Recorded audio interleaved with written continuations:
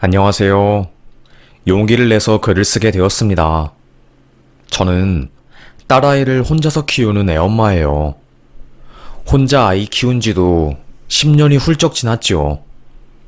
저는 미혼모도 아니고 이혼녀도 아니랍니다. 저와 남편은 7년 연애를 했어요.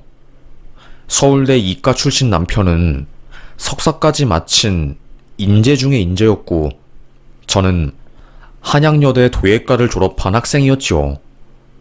저희는 대학교 새내기일 때 친구들의 주선으로 소개팅을 해서 만나게 되었어요. 처음 남편의 인상은 너무나도 선하고 포근하고 착해 보였죠. 7년 연애하면서 저에게 단 한 번이라도 큰 소리 낸 적 없는 사람이었습니다. 답답하거나 싸움이 될 것 같은 분위기가 조성되면 바로 대화로 조곤조곤 이야기해서 풀어나가는 사람이었죠. 정말 우리 부모님보다 저를 더 사랑해주는 사람이었어요. 제가 신발을 사러 갈 때 손수 신발을 신겨주는 사람이었고요. 아프다고 하면 죽까지 직접 만들어서 저희 집 앞에 몰래 두고 가는 사람이었죠. 학업 스트레스로 힘들어할 때면 저희 학교까지 찾아와서 직접 만든 도시락을 건네주었답니다. 친구들도 진짜 네 남친 부럽다. 키도 크고 착하고 똑똑하고 너 완전 다 가진 거네. 석사를 마친 남친이 대기업에 취업을 하고 저에게 청혼을 했어요. 나 당신과 앞으로 남은 인생 함께 하고 싶어. 당신이 있어야지 내 인생이 완성될 것 같아. 내 마음 받아줄 수 있을까? 당연하지. 나도 당신 없는 나의 인생 상상도 못할 것 같아. 당신이 내 곁에 있어 주었기 때문에 내 20대가 찬란하게 빛날 수 있었어. 하지만 반대도 심했어요. 아무래도 서울대 출신 남자와 전문대학교 나와서 불안정한 직업을 가진 여자의 결혼. 누가 봐도 한쪽이 스펙이 딸렸기 때문에 시댁에서 반대가 엄청났습니다. 그래도 아버님이나 어머님께서는 7년 동안 연애한 거면 충분히 서로 좋은 사람이니까 가능한 거라며 저를 받아주셨지만 신우는 아니었어요. 못 배웠고 집안도 안 좋은 여자한테 괜히 정 때문에 장가가지 말고 똑바로 정신 차려서 조건 보고 결혼하라고 하면서요. 처음에 상견례에서 저를 봤을 때도 유일하게 신우만 저에게 인사를 안 했어요. 제 앞에서 기분 나쁜 티를 팍팍 내면서 위아래로 쳐다보았고요. 제가 정중하게 인사를 올렸는데도 불구하고 먼 산을 바라보더라고요. 아유, 현서야. 그러지 말고 인사 받아줘라. 어차피 결혼할 건데, 앞으로 얼굴도 자주 볼 건데 괜히 그렇게 날 세워서 좋을 게 하나도 없잖니. 그제서야 신우는 저에게 고개를 까딱하면서 인사를 했지요. 그래도 저와 남편은 결혼 전에는 반대가 심했지만 결혼 후에 정말 누가 봐도 안정적이고 행복한 알콩달콩 결혼 생활을 이어나갔어요. 남편은 대한민국에서 손에 꼽히는 IT 기업에 들어가 매일 열심히 일했지요. 결혼한 지 얼마 안 되어서 저에게 딸이 생겼고, 저희는 두 식구에서 세 식구가 되어갈 준비를 하게 되었답니다. 하루하루 무럭무럭 배 안에서 자라나는 딸을 생각하니 참 기분이 좋았어요. 딸이 태어난 이후로는 자잘하게 돈 들어갈 곳이 많아졌고, 남편이 그때 저에게 그러더라고요. 여보, 나 이직할까? 갑자기? 왜? 아니, 우리 딸 앞으로 키우려면 내가 돈을 많이 벌어야 하는데 지금 다니는 회사는 연봉 상승하는데 한계도 있고 걱정이 되어서. 그래도 지금 일하는 곳 편하지 않아? 돈은 적게 벌어도 당신이 즐거워하면서 일하는 게 눈에 보여서 혹시 이직했다가 팀원들이랑 잘 안 맞으면 마음고생 심할 거 아니야. 남편은 저의 말에 고민하는 듯 해보였습니다. 하지만 얼마 지나지 않아서 이직 결정을 하게 되었고, 그 결정은 저희 가족에게 최악의 고통을 가져다 주었습니다. 지금 다니는 회사보다 연봉을 1.5배 더 주는 곳이었어요. 말만 하면 다 알만한 굴지의 사이트를 운영하는 IT 기업이었죠.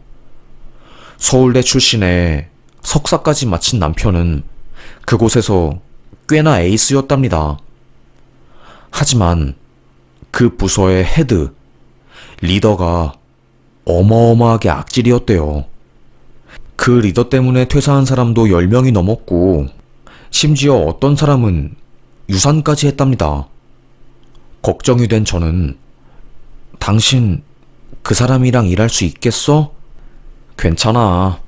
나는 직접적으로 관련이 없으니까 나한테까지 불똥이 튀지는 않겠지. 하지만 우려는 현실이 되었어요. 딸내미가 유치원에 들어갈 무렵 남편은 부서 이동을 하게 되었고, 악마로 유명한 그 리더와 함께 일하게 된 거였습니다. 그 리더는 남편을 못살게 괴롭혔다고 해요. 일 끝나고 집에 들어온 남편의 얼굴이 너무나도 어둡고 안색이 안 좋아서 제가 물어보면, 그냥 요즘 회사에서 힘들어서 그래. 그 리더 성격이 너무 나랑 안 맞네. 팀원들도 다 그만두겠다고 하는데 나까지 그만두면 회사가 안 돌아갈 것 같아서 도망칠 수도 없고. 그래도 저는 남편이 강한 사람이라고 믿었기 때문에 현명하게 잘 대처할 줄 알았어요. 남편의 안색은 더더욱 안 좋아졌지만 그래도 잘 헤쳐나갈 줄 알았는데, 햇빛이 쨍쨍하게 비치는 어느 봄날, 갑자기 경찰서에서 전화가 왔습니다. 신현수 씨 아내 되시냐고 하면서요. 저는 보이스피싱인 줄 알았어요. 그래서 전화를 그냥 팍 끊어버렸지요. 하지만 또다시 전화가 걸려오더군요. 형사인데요. 지금 바로 경찰서로 와주셔야 할 것 같습니다. 남편분이 사망하셨어요.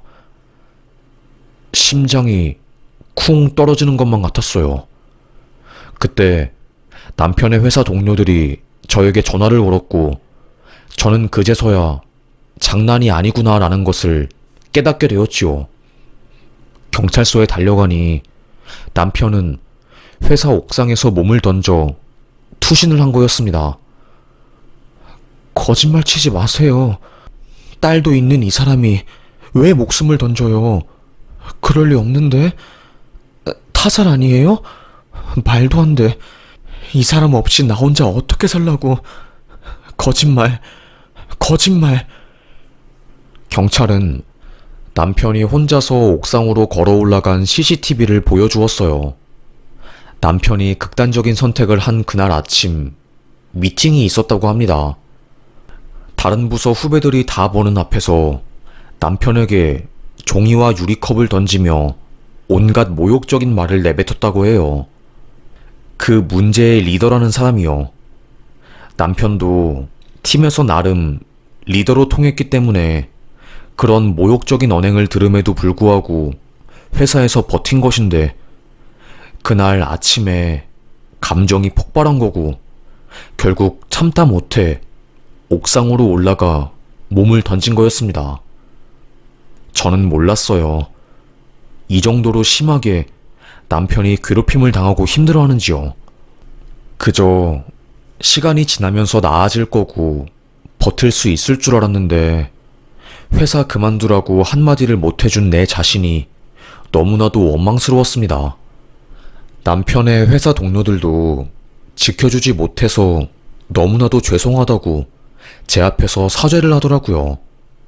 팀장님 덕분에 그래도 저희가 그 리더님한테 욕을 덜 들을 수 있어서 저희는 팀장님이 잘 버티실 줄 알았는데 이 정도로 고통스러워하고 계시는 줄 몰랐어요.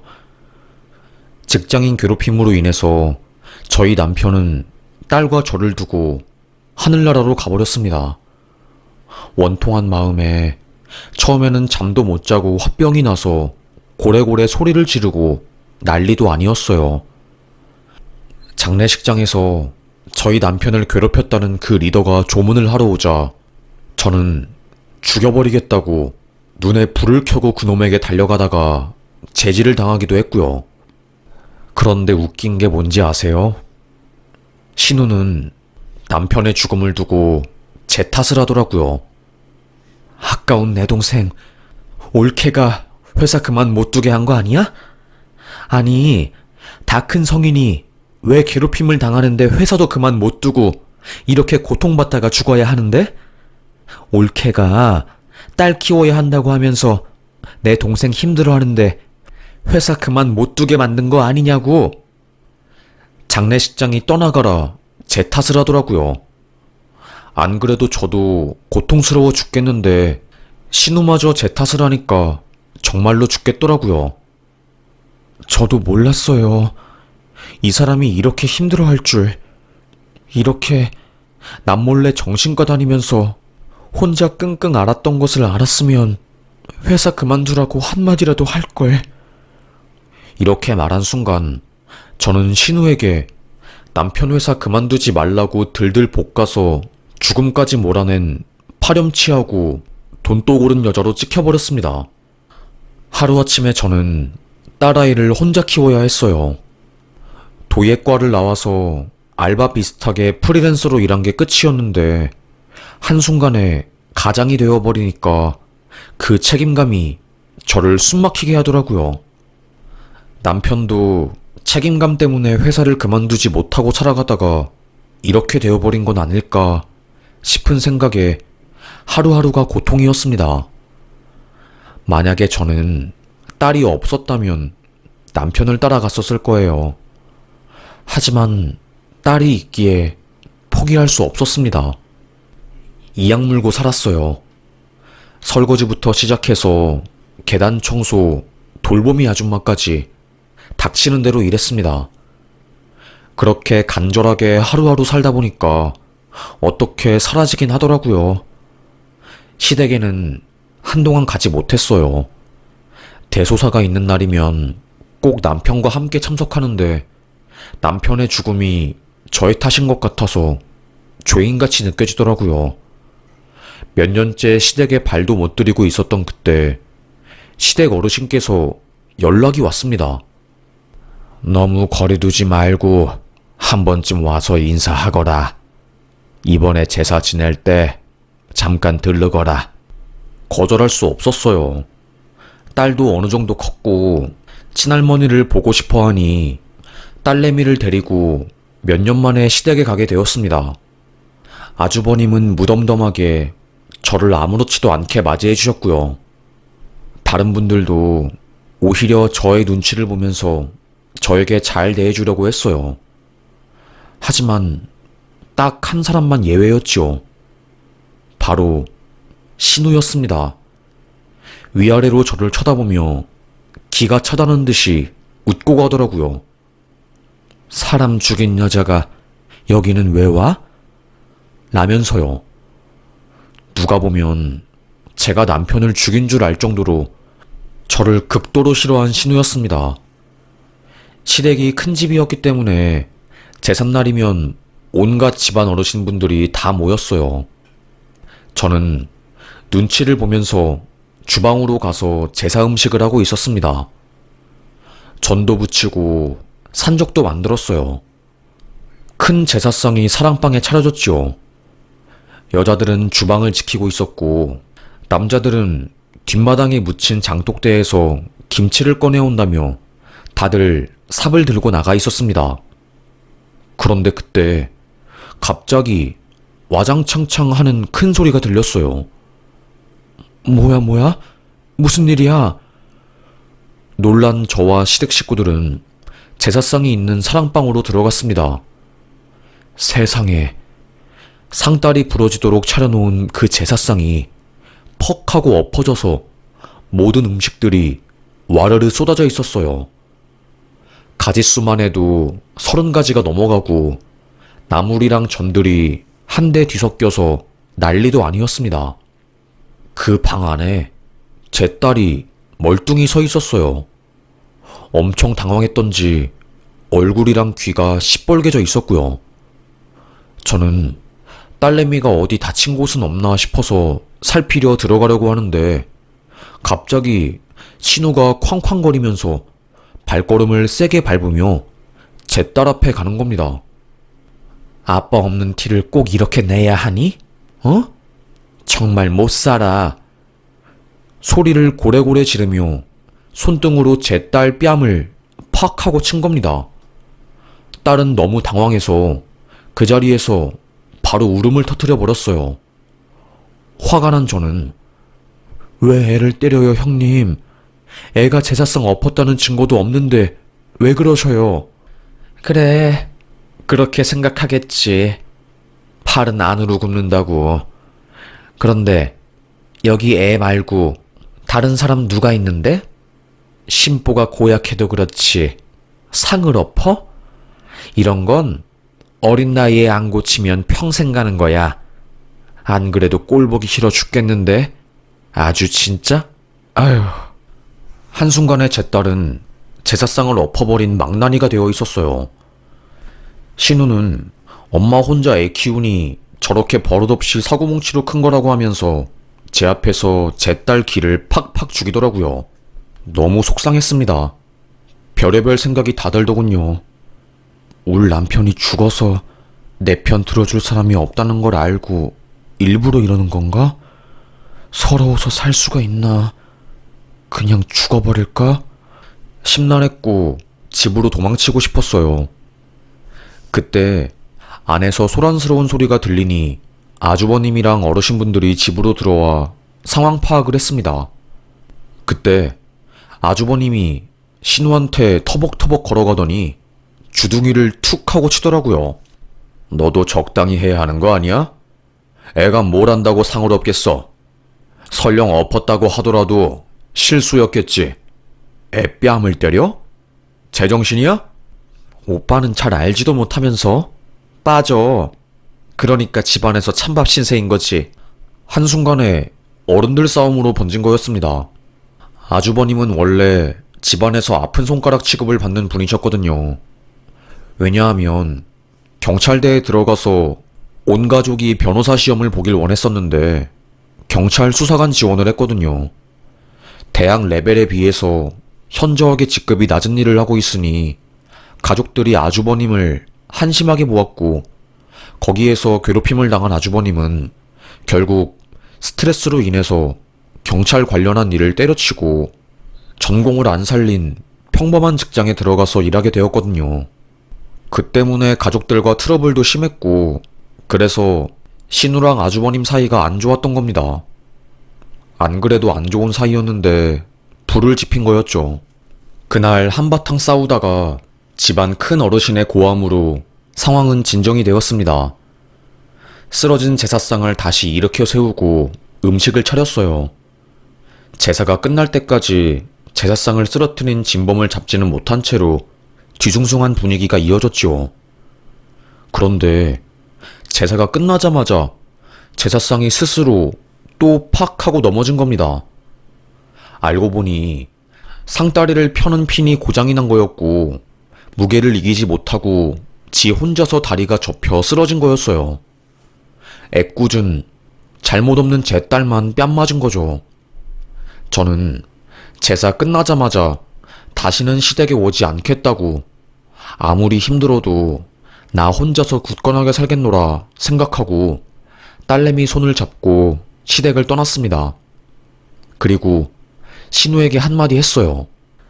형님은 대학 졸업하고 한 번도 취업하지 않고 석사, 박사 과정 밟느라 직장인들의 애환을 잘 모르실 거예요.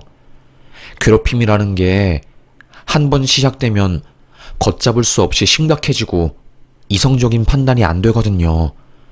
그래서 우울증으로 인해서 자살이 아니라 자살 사고를 겪은 제 남편의 죽음을 가지고 제 탓으로 몰아가는 거, 그거 정말 잘못된 겁니다.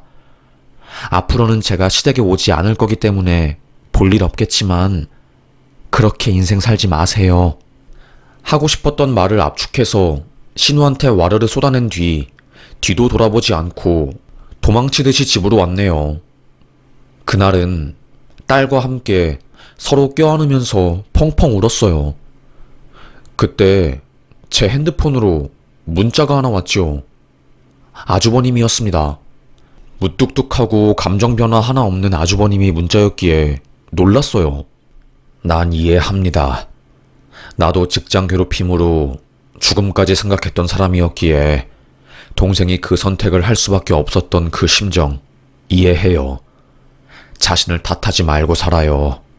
그래도 시댁에서 내 마음을 알아주는 사람이 한 사람이라도 있구나라는 사실에 큰 위로가 되었습니다. 그리고 저는 이사를 갔어요. 남편을 잊고 딸과 함께 새로운 인생을 살고 싶었습니다. 집에 가면 자꾸 남편이 생각나니까 괴로워서 견딜 수가 없더군요. 그리고 시댁과 집도 가까워서 신우를 만날 수도 있고 걱정되어 저는 서울 강동구로 이사를 가게 되었습니다. 전학 간 학교에서 잘 적응한 딸은 전교 1등을 해서 저를 놀라게 해주었어요. 엄마, 나 진짜 야무지게 살 거야. 공부도 열심히 하고 노는 것도 열심히 놀아서 알차게 인생 꾸려나갈 거니까 내 걱정은 하지 마. 마음도 깊은 딸내미였습니다. 이렇게 속이 깊은 딸 덕분에 제가 살아갈 수 있었던 거죠. 시간이 흘러 딸이 대학생이 되었고 저는 흰머리가 희끗하게 나기 시작하는 아줌마가 되어버렸습니다. 그런데 어느 날 대학을 간 딸이 갑자기 저에게 전화가 왔어요. 엄마, 고모랑 아직도 연락해? 아니, 고모랑 연 끊은 지가 언젠데 갑자기 왜 고모 이야기야? 아니, 그게 아니라 학교 가다가 고모랑 마주쳤는데 엄청 몰골이 안 좋아 보이고 어디 아픈 사람 같아서. 딸은 등교를 하다가 신우를 마주쳤대요. 그런데 당장 내일이라도 죽을 것처럼 힘이 없는 채로 좀비처럼 걷고 있었다고 합니다. 저는 네 고모가 그럴 리가 있니? 자신감 빼면 시체인 여자인데 잘못 봤겠지. 신경 쓰지 마. 알아서 잘 살고 있겠지.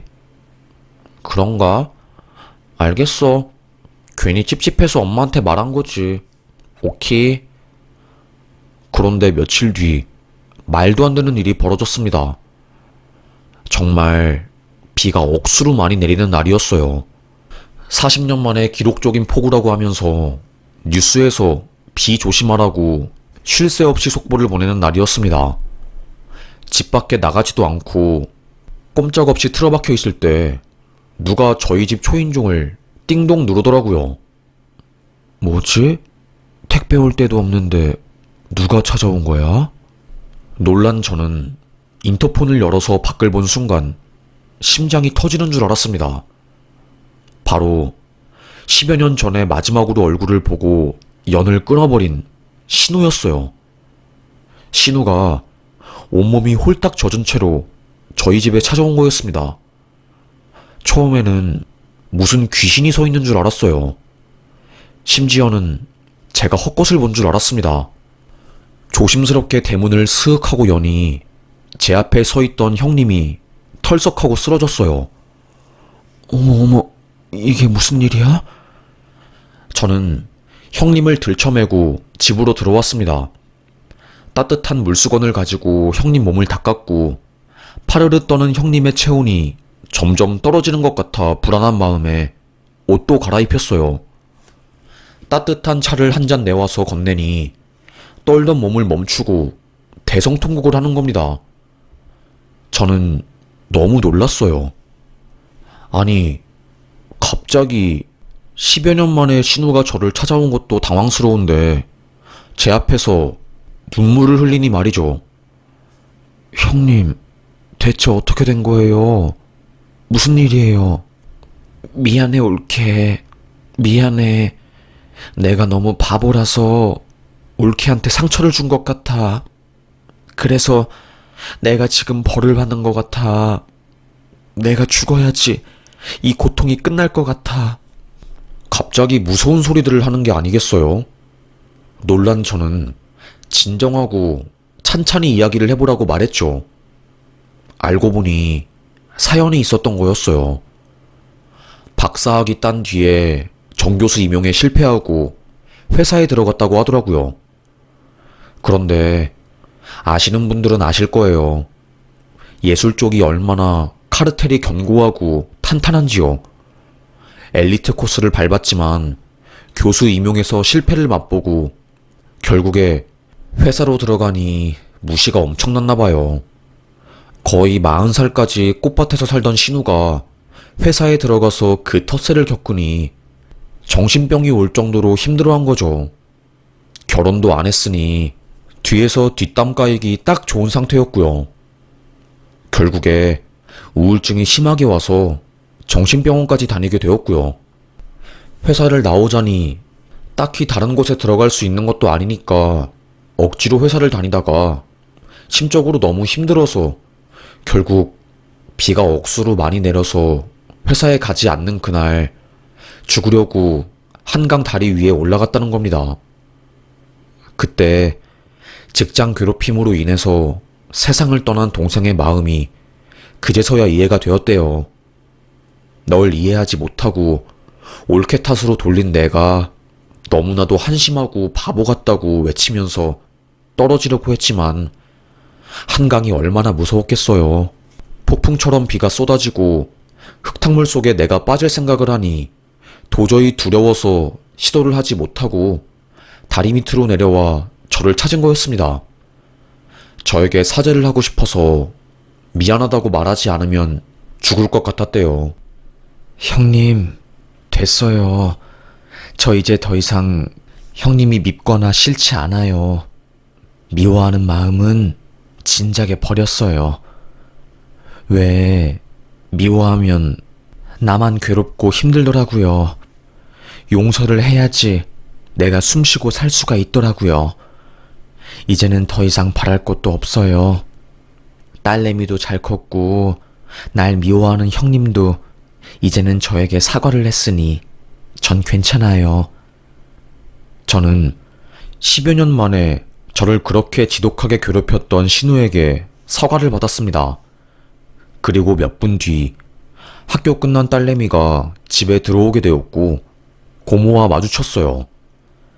신우는 제 딸에게 무릎을 꿇고 사과를 했습니다.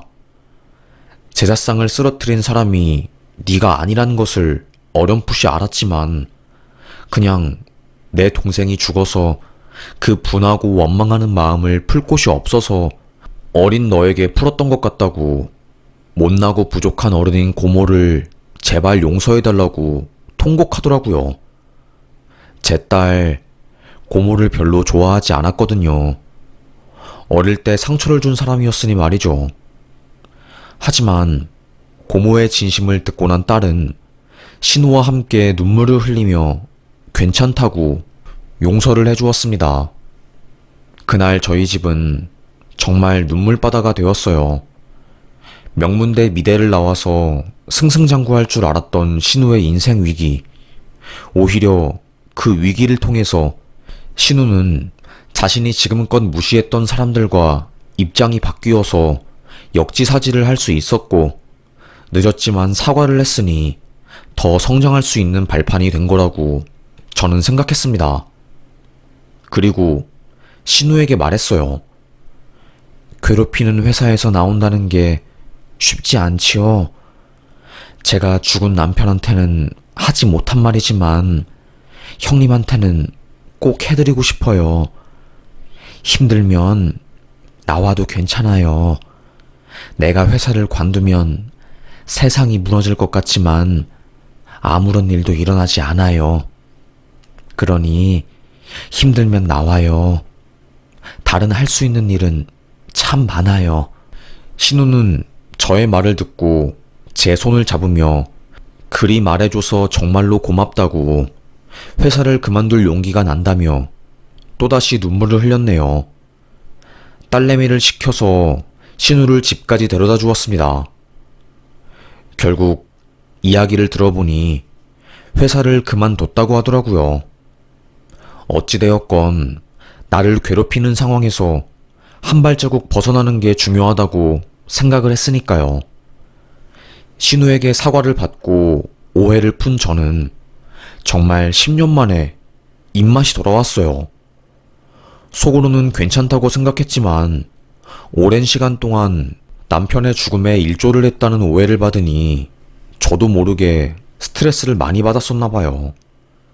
늘 밥을 먹어도 먹은 것 같지 않고 돌덩이를 씹는 것 같았는데 그날 이후로 밥맛도 돌아오고 아, 이게 먹는 즐거움이구나 라는 것을 깨닫게 되었죠. 행복했습니다.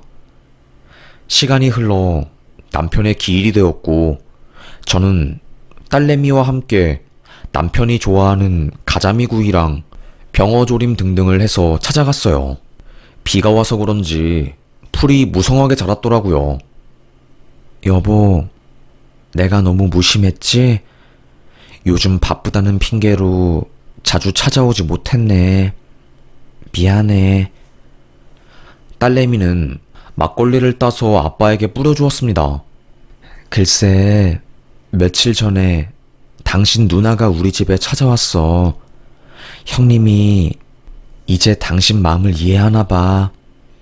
참, 괴롭히는 문화는 10년이 지나도 사라지지 않네. 그치? 그래도 우리는 꿋꿋하게 열심히 잘 살고 있으니까 우리 걱정하지 말고 하늘나라에서 행복하게 살고 있어. 내가 딸내미 결혼하는 것도 다 보고 갈 테니까. 매년 찾아와도 남편한테 이야기를 할 때마다 눈물이 왈칵 흐르는 것은 어쩔 수 없나 봅니다.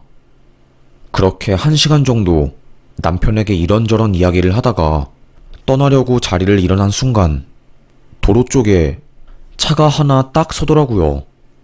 그리고는 한 여자가 내려서 저희 남편 묘소 쪽으로 걸어오는데 자세히 보니까 형님인 겁니다. 놀란 저는 형님?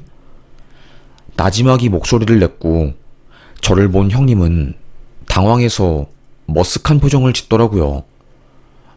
아니, 그냥 동생 기일이기도 하고 생각이 나서 찾아왔는데 올케랑 조카가 왔는지는 몰랐네. 저희는 나란히 봉분에 있는 잡초를 뽑으며 허심탄회하게 이야기를 털어놓았습니다. 그냥 내가 많이 어리석었던 것 같아. 나보다 일찍 결혼해서 가정 잘 꾸리고 사는 올케가 부럽기도 하고 내 동생은 죽었는데 올케는 너무 꿋꿋하게 사는 것 같아서 못된 마음에 괴롭히고 싶었나 봐. 난 나이만 먹었지 아직 어른이 덜 된 거였나 봐. 조용한 정막이 흐르다가 저는 조심스럽게 먼저 이야기를 꺼냈습니다. 회사는 나오셨고요. 좋은 기회가 생겨서 시간 강사로 대원대학교랑 서준대학교에 출강 가기로 했어. 훨씬 편하더라. 그리고 나 동석이랑도 화해했다. 아주버님, 사이가 안 좋았던 아주버님이랑도 화해를 했다고 하더라고요. 직장인 괴롭힘으로 인해서 아주버님도 경찰대 졸업하고 사표를 낸 뒤에 일반 회사에 들어갔거든요. 그때 시댁 식구들이 아주버님에게 엄청 뭐라고 하고 구박도 많이 했었는데 신우가 자기도 똑같은 상황에 처하다 보니 그 심정을 알게 되었고 뒤늦게 미안하다고 사과를 한 거였습니다. 그렇게 오랜 시간이 걸려서 서로의 오해가 전부 다 풀리게 되었고요. 정말 10여 년 만에 함께 산소에 가서 벌초를 하고 같은 차를 타고 식당에 가서 함께 밥을 먹었습니다. 오랜만에 느낀 가족이라는 정이었어요. 신우가 갈치조림에서 살을 발라내 제 딸과 저의 밥 위에 올려주었고 저도 그날 정말 마음 편하게 밥을 먹었네요. 그렇게 저와 신우, 그리고 딸은 서로에 대한 오해를 완전히 풀게 되었고, 조심스럽게 서로를 배려하면서 사는 인생을 살게 되었습니다. 남편의 죽음이라는 크나큰 상처는 시간이 흘러도 나아지지는 않았지만, 그럼에도 불구하고 나의 마음을 누군가에게 이해를 받으니 위로가 되더라고요. 그리고 시댁 식구들한테도 이해를 받고 사과를 받으니 세상에 혼자 남겨진 듯한 우울한 기분이 더 이상 들지 않아서 그저 저는 요즘 행복합니다. 돈이 많이 있는 것도 아니고 어마어마한 명예를 가진 인생도 아니고 정말 지극히 평범한 사람이지만 마음속에 근심 걱정 없이 나를 싫어하는 사람, 괴롭히는 사람 없이 하루하루 사는 게 얼마나 감사한 일인지 새삼스럽게 이번 일을 통해서 느끼게 되었네요. 더 이상의 직장인 괴롭힘, 그리고 학교 폭력 등등으로 삶을 마감하는 사람들이 없었으면 하는 마음에 이렇게 저의 사적인 이야기를 꺼내게 되었어요. 나는 그냥 한마디 툭 던진 것이지만 그게 누군가에게는 아주 큰 상처로 받아들여질 수 있으니 말이죠. 행복만 하기에도 짧은 인생이니까 우리 괴롭히고 미워하는 것보다는 사랑으로 세상을 바라보면서 살아요. 그리고 회사에서 괴롭힘 당하시는 분들 너무 오래 참지 마세요. 그 회사를 나와도 우리는 멀쩡하게 행복하게 잘 살아갈 수 있으니까요. 그럼 저는 여기서 사연 마무리하겠습니다. 저의 긴 인생 이야기 끝까지 들어주셔서 정말 감사합니다. 사는 게 쉽지 않지만 그래도 살아볼 만한 가치가 있으니 나쁜 생각하지 마셔요. 어쩔 때에는 나랑 비슷한 처지에 있는 사람들의 이야기를 듣는 것만으로도 위로가 될 때가 있더라고요. 그래서 저와 저의 남편 이야기를 꺼내보게 되었네요. 감사합니다.